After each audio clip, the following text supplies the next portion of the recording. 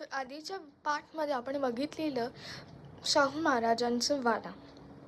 तर आता आपण आलेलो आहोत इकडच्या शिवमंदिरात. आधीच्या पार्टमध्ये आपण तुटलेली शिवलिंग बघितली. आता इथे एक नवीन शिवलिंग बसवण्यात आलेली आहे. पण पुढच्या व्हिडिओमध्ये मंदिर सगळं बघूच शकता.